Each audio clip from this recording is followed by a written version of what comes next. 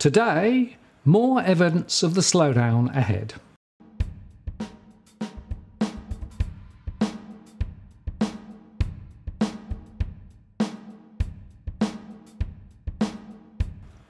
Hello again, it's Martin North from Digital Finance Analytics. Welcome to our latest post covering finance and property news with a distinctively Australian flavour.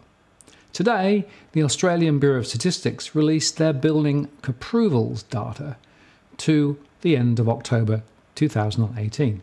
And they reported that the number of dwellings approved fell 1.1% in October in trend terms. And it's not surprising given the recent changes in the property market, the falls in prices, and the slowing demand. Looking at the individual elements within the data, the trend estimate for private sector houses fell 0.5% in October, whilst the number of private sector dwelling approvals excluding houses fell 1.8%. So again, we are seeing the fall in the units and apartments sector, which of course was the one that was stoked by investor demand until quite recently. And the value of new residential buildings approved also fell by 1.5% this time in October and has fallen for the past 10 months. And that's a very significant indicator of more issues ahead.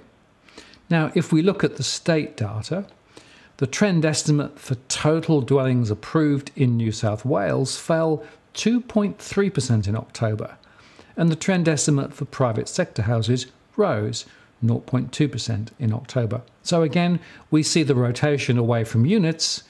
The house sector is still a little more buoyant, but of course is a smaller component of the total.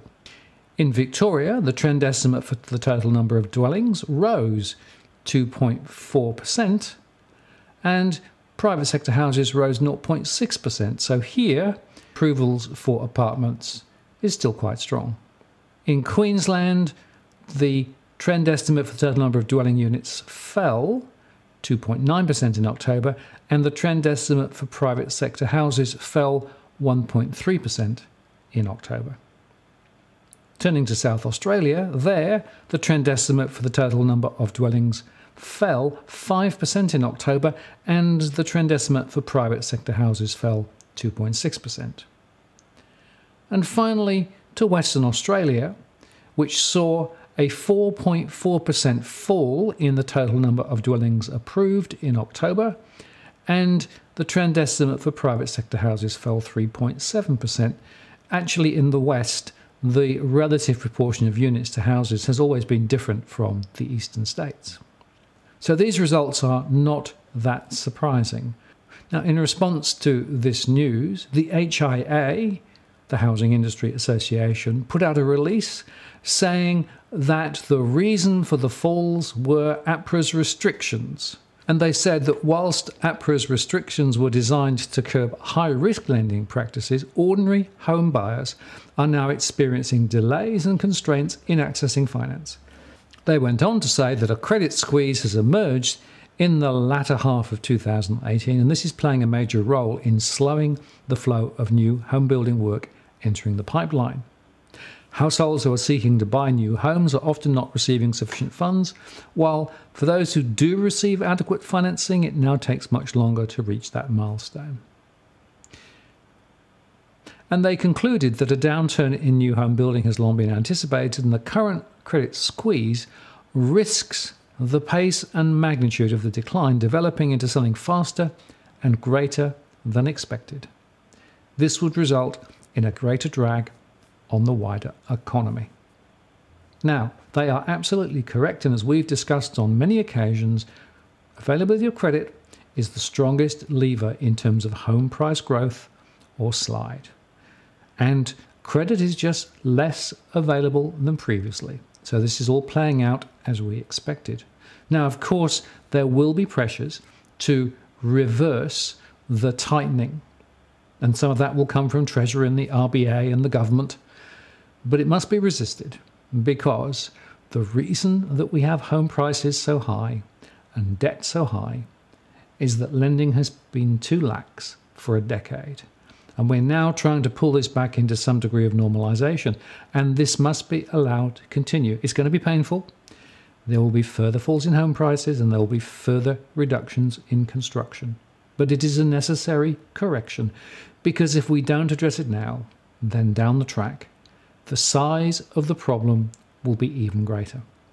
Now, before I close off tonight, just a couple of other quick points. The first is, as you may know, we launched our PayPal donation facility last Friday.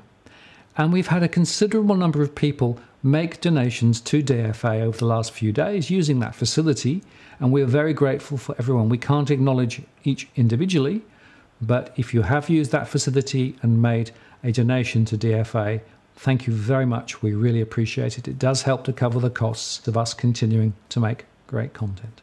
And in addition to that, I also want to say thank you to those who sent me donations directly in the mail as well. It is really appreciated. It's fair to say that without these donations and via Patreon, we've still got a considerable number of followers there as well. Without these donations, it would be impossible for us to do what we're currently doing. And we've got good plans ahead to continue to develop the channel. We've got John Adams back in the next few days. I'm going to be doing more with Joe Wilkes in New Zealand. He's been out and about filming, and so we'll be using some of his footage as part of his next report. And we're going to have Chris Bates back, that's the mortgage broker, to talk about some of the latest developments shortly as well as some of the other people on the channel that you've been seeing recently. And finally, before I go tonight, I want to just tell you that the last live Q&A event has now been scheduled. It's going to take place on the 18th of December, which is a Tuesday, at 8 p.m. Sydney time. And here is a link so that you can bookmark it. It's already scheduled on YouTube. Now, if you like what you've seen here today, please add a comment or a question. We read them all. And do please share our posts. It's really important that we get our messages out to as wide a community as possible. And so your help in doing that is greatly appreciated. I'm Martin North from Digital Finance Analytics. Many thanks for watching, and we'll see you next time.